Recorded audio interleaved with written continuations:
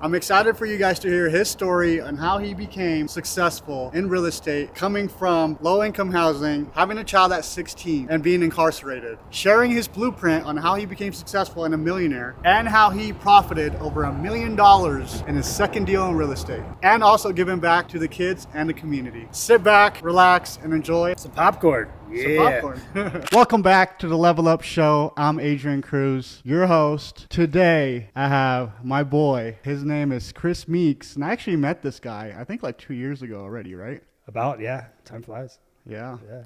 And how did we meet anyways? Cars. Yeah.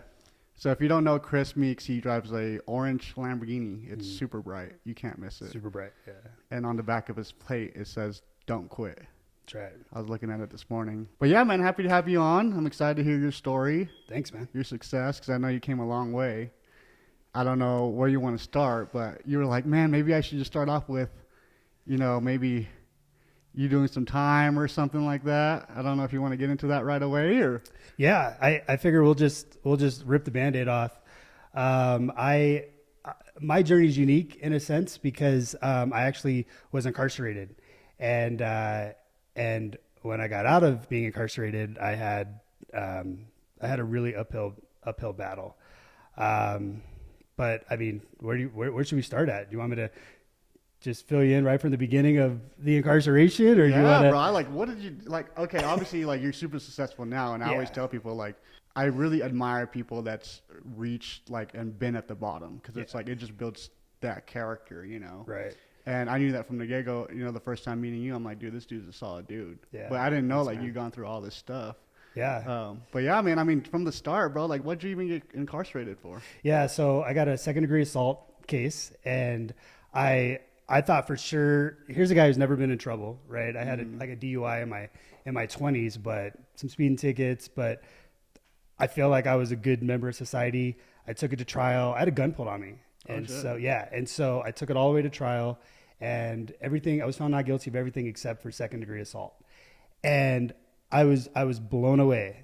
And so they took me right there, and they're like, you have to now go to jail, and then we're going to set sentencing. And so I had a son, and I had, a house, and I was working, and everything was just like that was gone. And so when I went to sentencing, the judge said, hey man, the way the laws are written, you have a minimum mandatory of 5 to 16 years. Dang. And here's a guy who, like I said, never been in trouble. So to be incarcerated for a minimum of 5 to 16 years was like my stomach just dropped, my heart. I'm just like, oh my God. And so the judge was like, I'm going to give you the absolute minimum, but it's still 5 years. And so off I went. And, anyone who knows me knows I'm honest. Maybe I probably shared too much, but man, I was scared. I was like, holy smokes, because I've seen all the movies and all the news articles, and I'm like, I'm gonna get raped, right? And I'm like, I'm screwed. I'm like, I'm not a huge guy, and so I went, and I swear to God, the very first day I dropped the soap, and I was in the shower with 6 guys, huge. I've never seen men this big before. It was like I was just hanging out at the Broncos. And that soap is just so slippery. It's like they put baby oil on it. Like the minute water hit it, it flipped out of my hand and it dropped on it. It went like in slow motion. It dropped on the ground. I looked up and they're all staring at me. And I'm like, well, this is it. I'm like, here we go. And then they just looked at me and then just turned around and kept showering.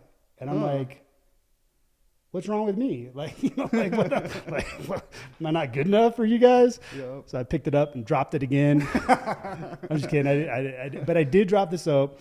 But that was like kind of a pivotal moment for me. It was like, okay, this isn't what I expected. And so I went through my journey of being a GED tutor, and I was helping these guys get their GEDs. And I started learning, like, these are really good, genuine, great people.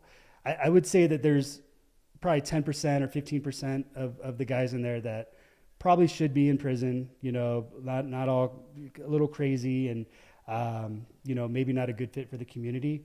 But the guys that I hung out with and I was with were really good people. Yeah. One guy, he was at a wedding with his brother, and they got drunk and had some cocktails and were driving home. Something jumped in front of his truck. He swerved off to miss it, went into a ditch, flipped his truck, and he killed his brother. Oh, and shit. He got 10 years for that, and then the anguish of killing his brother. Wow. The nicest guy. So anyway, that was kind of my journey in prison. And then when you fast forward to getting out, I applied to 3 different places. They all hired me on the spot. And then they said, hey, we pulled your background and we're not going to be able to hire you. And so it took the 4th job for someone to finally take a chance on me. The same with housing. Nobody would give me housing. So the only place I could find was in the ghetto with a bunch of drugs and just really bad situation. And that was like, holy smokes, like this is what guys that are incarcerated that want to get out and do well for themselves, this is what they're faced against, because our society, you know, is so ignorant in a sense and scared and, you know, don't give people chances. Yeah, it's definitely hard trying to start a career, especially trying to be successful when you have a background, you know, and people do judge you and it sucks. It's super tough too. Yeah. Start a career. Yeah. So what did you start doing, I guess, when you got out, you applied for those jobs, you couldn't get it. Is that how you got into real estate? You just started figuring out what to do and then real estate came about, or how did that come about? No, actually real estate came about while I was incarcerated. I watched HGTV. And they were fixing up houses and they're all happy and everyone's smiling and like making all kinds of money. Yeah. And he's like, yeah, he's driving up in a new car. He has the prettiest wife. And I'm like, you know, sitting with my ramen, like, man, I want a pretty wife and I want a nice car. And so I started getting books while I was inside and I started reading about how to flip houses. And then when I got out, I started watching YouTube videos and just went through the rabbit hole of like teaching myself how to do it. And so while I did that, I decided I need to go to college. I was trying to pursue an engineering degree prior to getting incarcerated. And so I went to college and I finished it out. And so then I got my degree in civil engineering. And so I was like, I'm going to be a civil engineer. Wow. And so I tried it and I didn't like it. I didn't like being behind a computer. And so I said, you know what, I'm going to just try this flipping situation. And so I found a house based on, you know, everything I've learned. And then I knew that I had to find money, and I had no money. And so I found a hard money lender. Nice. And I talked to probably 4 or 5, maybe 6 hard money lenders, and they all told me to kick rocks. They're like, you need X amount of money for us to give you the loan. And then by the 7th person, I was like, I just pleaded my heart. I'm like, I got this great property. The margins are great. I just need you to take a chance on me. And he said, why does your credit suck? And why do you have no money? And I told him my story, and he said, you know what? 20 years ago, I was incarcerated. Yeah. He's like, I'm going to give you a shot. That's cool. Yeah.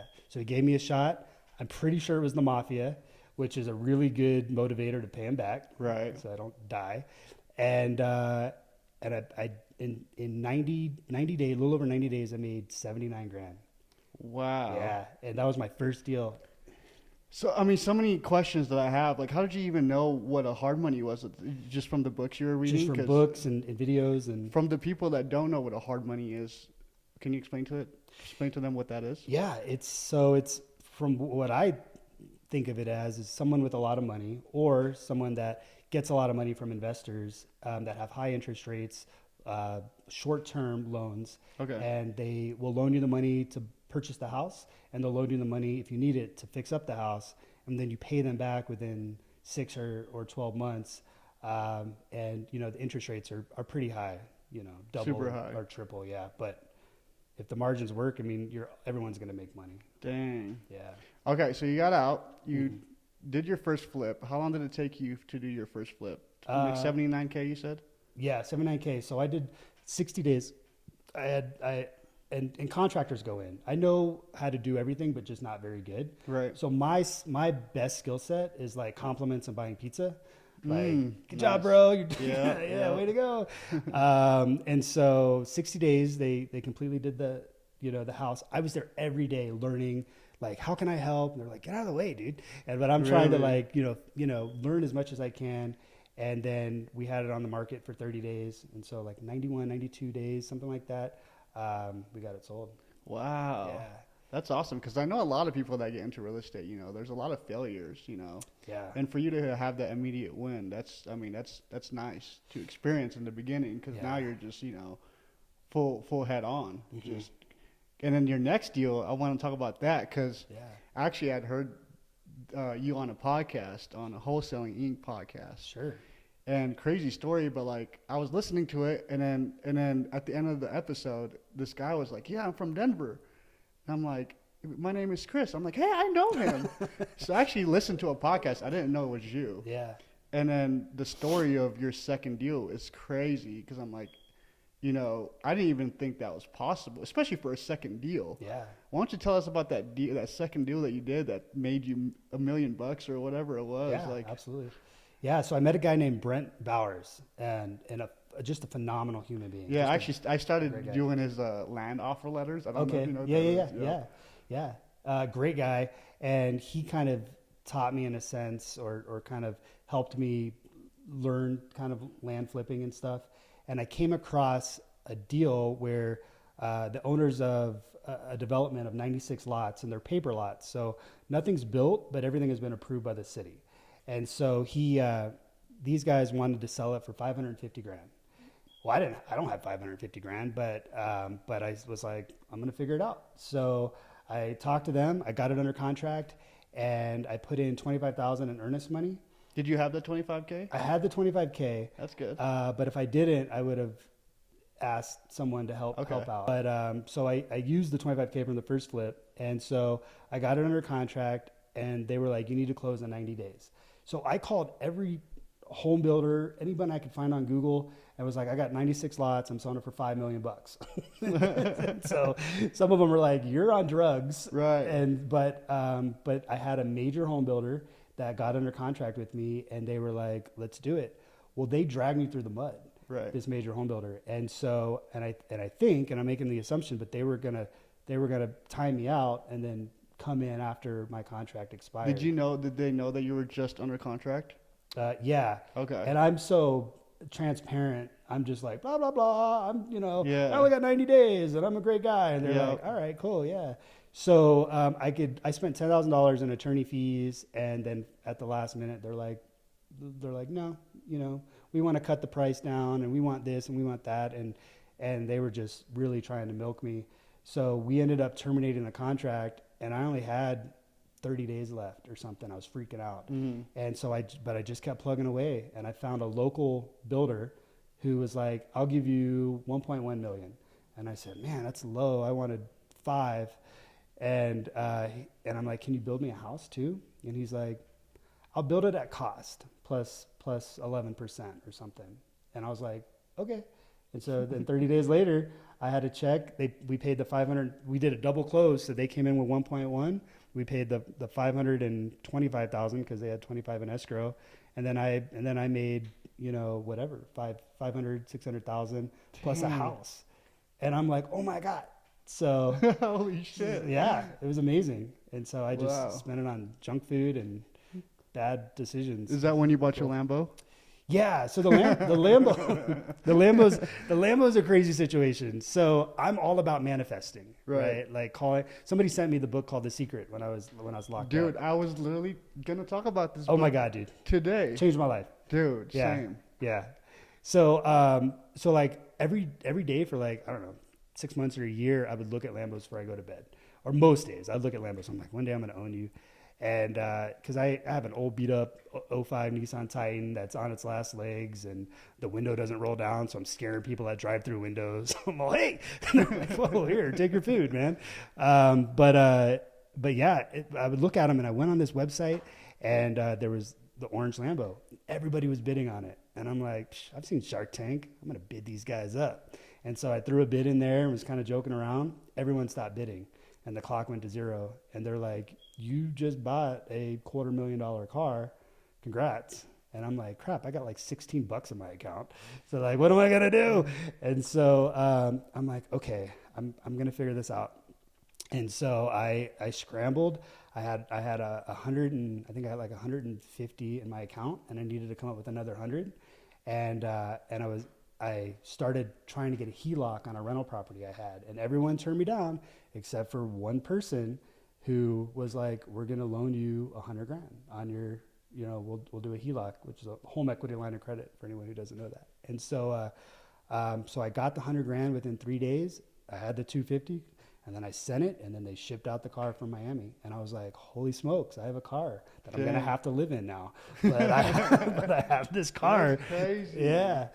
Why did you, I mean, so like, just a question, like, why did you want to spend your last dime to buy this Lambo? Is it just because you knew where this Lambo was going to take you, or? I didn't at the time. Okay. You know, I've always, as a kid, I mean, you have Lambo posters on your wall, and you dream about something that is almost unfathomable. You're never going to reach it as a kid, especially a kid like me who's in foster care and, you know, really poor growing up. And so, but for me, it was like I won this bidding site, and so I was now indebted to the seller to do everything I could to get it. And then just like having a Lamborghini is like, oh my God, like, yeah, it's like, oh it's a my dream gosh, come true. a dream come true. Yeah. Yeah. That's cool. I do want to know like how your life has changed. 'Cause you know, I was going to talk about that book, The Secret too. And it talks about law of attraction, and it's the same thing with business, right? Like I always tell people, like, if you're trying to instead of chasing, you got to learn how to attract, right? So like with business and with us driving these Lambos, I think it's easier for us to attract money because we are that. We're not trying to chase it all the time, you know?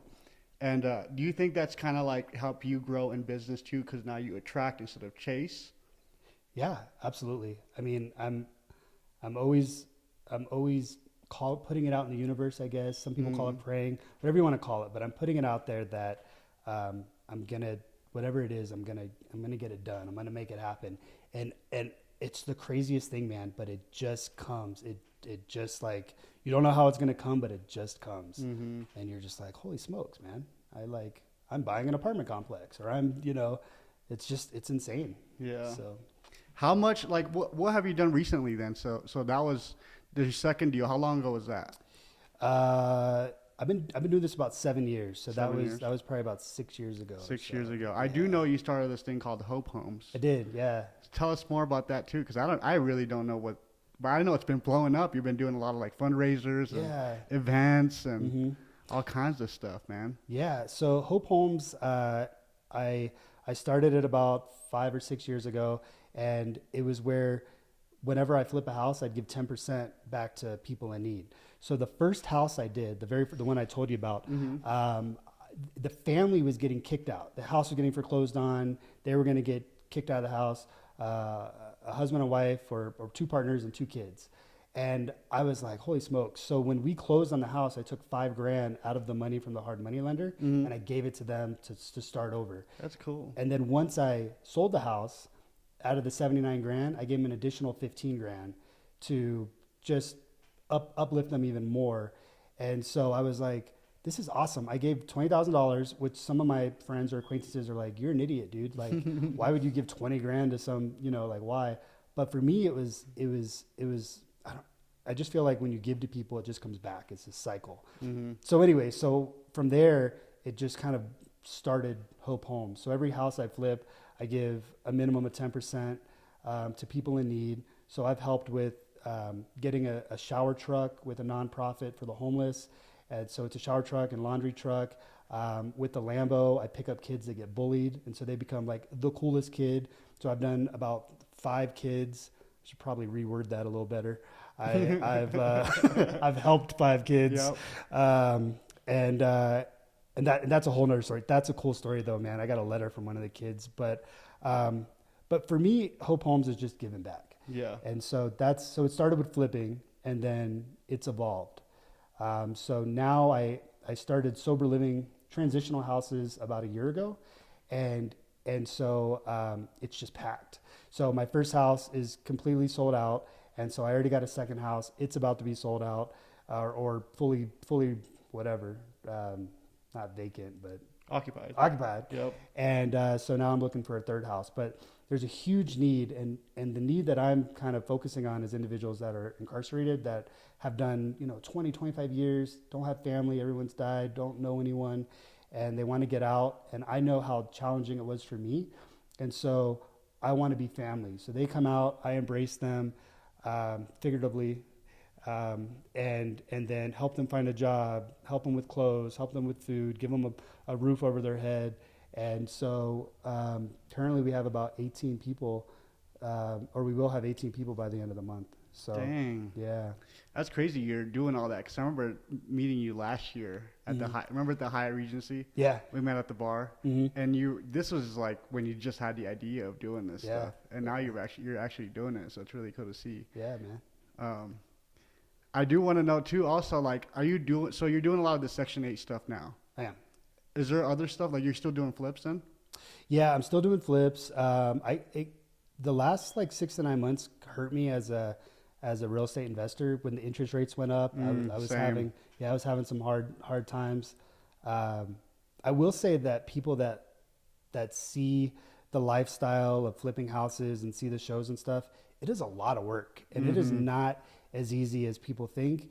It is a full-time job in a sense, and there's a lot of risk involved. And so I think that we as in just individuals that are in this industry, we may not show the hard part of this industry. We just show the nice cars and the restaurants or whatever. But it is, I just encourage anyone who wants to get into this. It's great, but it's not.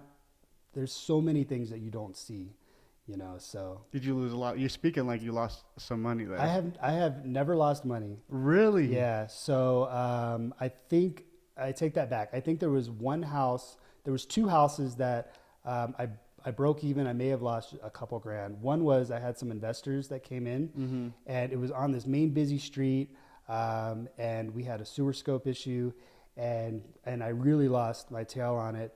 But all the investments that came in from investors, I paid them back and made them whole, and I didn't prorate it throughout, which some people would have, but I feel bad if I screw anyone over. And so I think I take like $1,000 or $2,000 hit on that. And then the other one, I bought a house post occupancy. She was supposed to move out and she never did, and she wouldn't. And she was really big into drugs. And when I finally got her out, it was such a long process.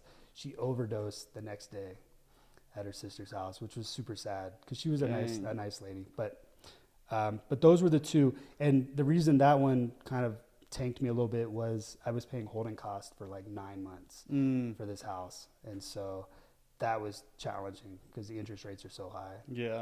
You guys didn't know if because I had talked to so many investors in real estate in the last, this cycle that just, that kind of took a dump on us, and there's a lot of people out there that lost millions, Oh, wow. And you only lost a couple of thousand, so that's good. Actually, I lost myself. I lost, I think, two flips I lost 6 figures on. Oh my each gosh. a piece. Holy smokes. That's a lot to stomach too. Yeah. And yeah, you're right, man. This business is definitely not for everybody, for sure. This business it takes a toll on you, for sure. Yeah. You'll have sleepless nights. Sometimes you'll have doubts, and you'll be like, dude, am I doing something wrong? Like, Yes. but it makes us better though. Like, this cycle, I know it made me better. Like it made me sharpen my own tools, develop more skills. It made me actually look at my spreadsheets and look at my ROIs, which I never did before. I was just kind of throwing darts at the wall back in the day, and then hopefully I get my money back, But Right. like now, I'm actually using all the tools available for me, which Right. makes me so much better. And I know the next cycle, when it does pump again, which it will, Yeah. we're going to be rocking and Doing rolling it, yeah. again. Doing Yeah. good stuff, yeah. I'm excited for it, man. I do. How are you finding your deals now? Like, Yeah, so I work with wholesalers. Okay. And I would encourage anyone who is looking to get into this to learn wholesaling. I didn't learn wholesaling, and so I'm really reliant on wholesalers.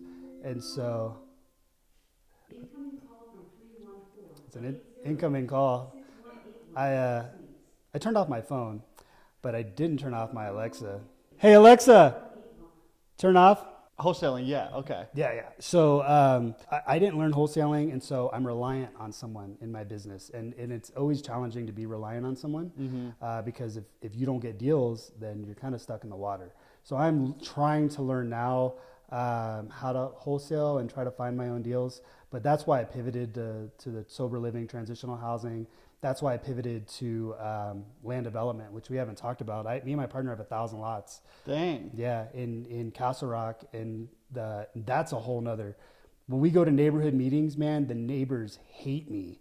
Like, I feel like I'm going to get jumped outside. 1,000 lots is a lot of houses, too. Yeah. So we're under contract with a major home builder for half of them right now. We're in negotiations to get under contract for the other half. And then we have 3 more developments as well. And you're just strictly wholesaling those lots? No, well, so as a civil engineer, we have a broker or someone who will go find agricultural ranches, farms, and say, hey man, how much do you want for this dirt? I'll run down the Castle Rock project I got real quick. Okay. So we had a broker go and say, how much do you want for the dirt? And the rancher's like, I want $12 million. And so the broker's like, cool, my clients will buy it for $12 million. But we need to make sure that it's a viable project. So we just need to get it rezoned and entitled. It'll take about 12 to 18 months, but we'll give you exactly what you want. And so then me and my partner will pay for the entitlements. We'll go through, we'll get it rezoned from agricultural to single family or multifamily or commercial or whatever we're doing. And then we'll put in a site plan, put in all the lots, go through the process of getting it approved. And then once it's approved, we'll do a double closing. So the hard money lender will come in with $20 million. And then the farmer or the rancher will come in the same day wanting $12 million. And so we'll take the $20 million and then we'll cut off $12 million to the rancher. We'll pay some of our fees and costs that we incurred from doing the entitlements. And then we'll net $6 million. And then we'll keep doing the process. So we have 3 developments that we're doing now. We're supposed to close in 2 months on the 500 in Castle Rock. Dang. Yeah. So then you would go straight retail with those lots then? You just list them?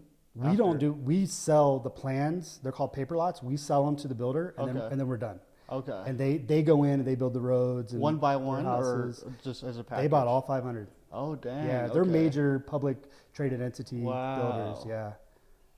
So that's just a big wholesale deal pretty much. Like a really long wholesale deal. Yeah. 18 months. But I mean, it pays off if you do it right. $6 million in, dude, 18 months. I mean, I'd rather do that than flip. Not bad, yeah. 50 houses, you know? I know, yeah, it's not bad. Dang. Yeah. How did you learn how to do that? Just Brent Bowers? No. As a civil engineer, I worked for people that did land development and entitlements and stuff, so I learned from them. Okay. Sorry. You did say that already. Yeah, no, that's cool. Dang, that's crazy, bro. Yeah. So I'm I have a bunch of different things in the mix, and I'm sort of getting out of flipping a little bit, but it's still a passion. But.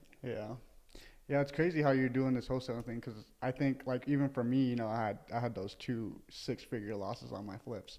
Yeah. I don't know where I'd be if I didn't know how to wholesale. Yeah. I would probably be screwed. Yeah. I'd be out of cash. But wholesaling definitely keeps me alive. I love wholesaling. Well, and I've been watching some of your videos because you have guys, and you do it too, that talk about wholesaling. Yeah. And so I have to learn that, and this is how I learn. So, I love the content for sure. Yeah. I appreciate you for coming on. I do have one last question too before we get off. Oh man. One book that changed your life. Ooh. Can I do 2? 2. Yeah, 2's good. So, the first book that I read was Rich Dad Poor Dad. Okay. And so it doesn't really get into the weeds, but it started getting the gears turning for me about, do you need college, or can you just, do you not, and can you still be successful? And I was like, man, it really, really started the process for me. And then The Secret. Dude, I'd still love, that's literally my #1 book. Yeah. Explain to people what Secret is, just so they understand. Yeah, so what I got from it is that as beings, we're energy. And so energy attracts things. We can call things into the universe, and it comes back. When we call it, I don't know, energy attracts or something attracts. I'm not sure exactly the verbiage for it, but the same goes with if you say, oh man, I'm not going to be able to do this, you're going to attract that as well. So if you're negative, and I always try to cut off negative people in my life, but if you're around negative people or you're negative, it comes back to you. And you always wonder why all these people have horrible luck, but they just keep calling it into existence and it keeps coming to them. So yeah, just be positive and it comes back. Yeah, it's almost like when you say you don't want to get hit by a car, but then you get hit Hit by a car. Like you almost, with you saying, I don't want to get hit by a car, you almost manifested you getting hit by a car. Yeah. Or like when you're wearing a white T-shirt to dinner, Mhm. and you're like, oh, I don't want to get a stain on this, and then you get a stain on it. Yeah. It's just the same. It's the same thing. It's crazy. If you guys got some value out of this podcast, please give me a follow and a subscribe, and follow my guy Chris too. Where can they find you, Chris? Yeah, so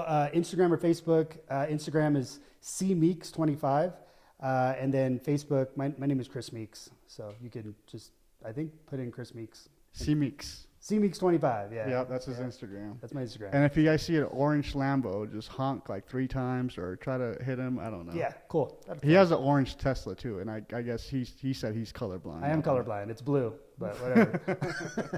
All right, guys, we are signing out.